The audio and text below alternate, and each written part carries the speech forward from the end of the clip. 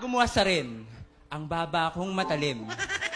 Hayaan mo muna ako maging liwanag sa dilim. Ipaalala sa'yo na sa mapanlait na lipunan natin, ipinalimot na sa'yo na lahat pala ng bagay na matulis ay laging may punto. Kaya naman bago mo tanggihan ang mga kamay na ito, dinggin mo muna ang sasabihin ko para sa unang babaeng maglalakas loob na humawak sa aking baba. Kailangan mo munang alamin kung bakit ito mahalaga sa akin. Kung paano ang baba ay naging simbolo ng pagtingala dahil bawal akong yumuko. Pero sa araw na natutuhan kong wag yumuko, natutuhan ko rin wag sumuko.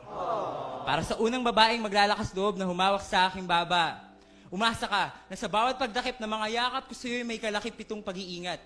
Ayoko namang mag-iwan sa iyo ng sugat na dulot ng talim ng mga salita. Talim ng mga salita na minsan pinagsasasaksak na ako sa puso nung ako'y bata at nagbibinata. Mahirap lumaki ng walang kalaro. Masakit lumaki sa mga kansaw na kesyo raw ang baba ko'y sintulis ng balaraw. Minsan nga, hindi lang daw sintulis ng balaraw. Mukha pa raw kalabaw. Yung manggang kalabaw, pero pangako, sa akin hindi ka na maliligaw dahil hindi ako yung lalaking mangga gamit lang sa'yo. Ako yung lalaking mangga gabay tungo sa tamang landas na tatahakin mo. Kaya sa unang babaeng hawak sa baba ko, akin na yung mga kamay mo. Iingatan ko.